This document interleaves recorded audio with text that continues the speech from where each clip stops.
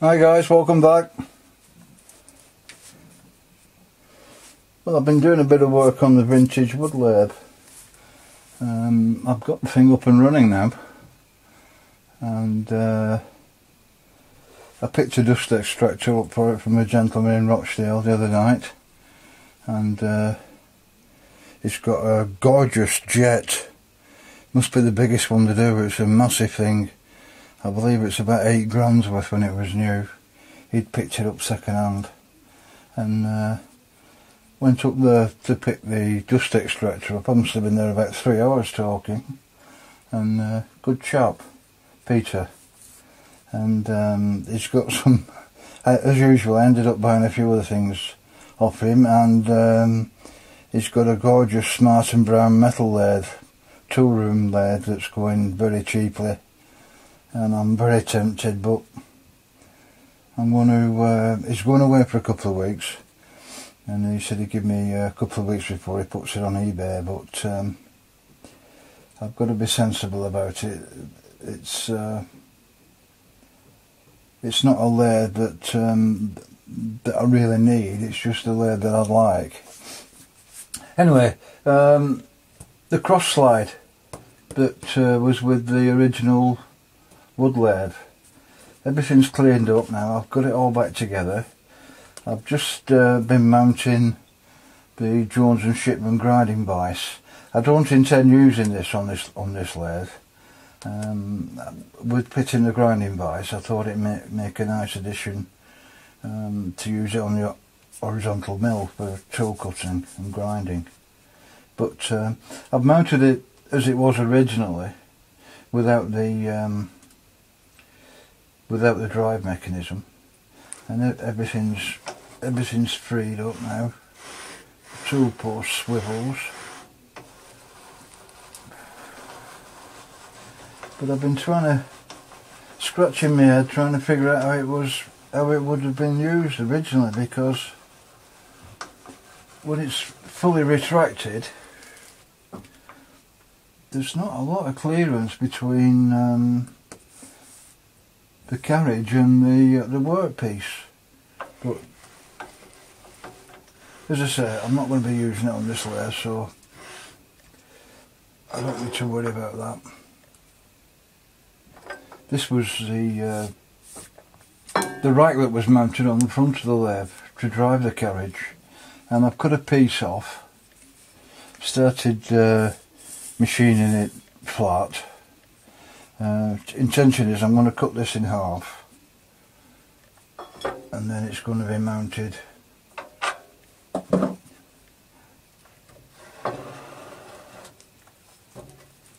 Sabby.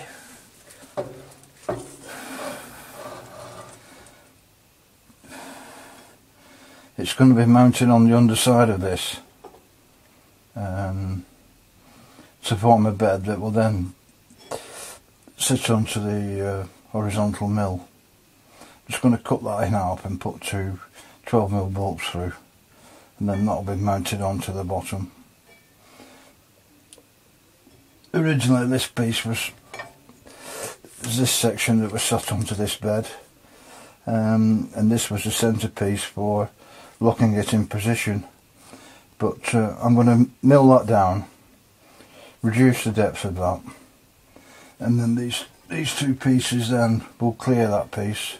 I don't want to take this off completely because it is acting as a strengthener, but I just need to reduce it low enough for these 2 pieces to clear, and then these 2 sections will sit on the milling bed.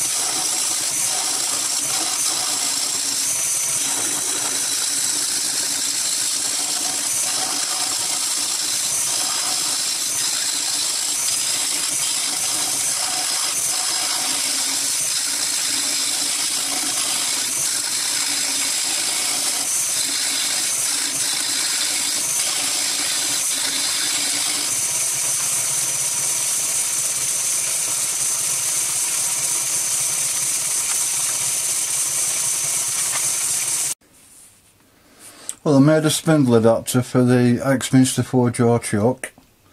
That fits onto a back plate then that goes onto the original spindle. I've made some kind of housing to cover up all the drive belts, so it's a bit safer than it was then. And I haven't extended the tool rest yet. I'm still experimenting with that. That may be a job to do. but I have been using it, and it's been working fine.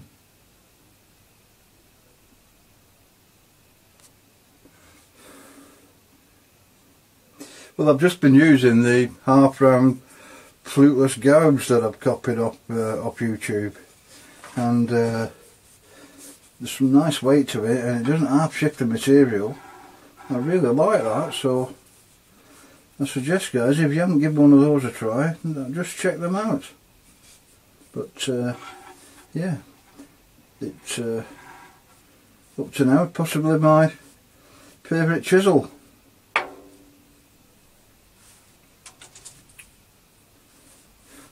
Well, I've not got a great selection of timber, but Peter, the chap I got the dust collector off, very kind of him, gave me a few pieces. Some, I think this is a species of mahogany, but not quite sure what it is, but no knots in it, and it's starting to clean up nicely.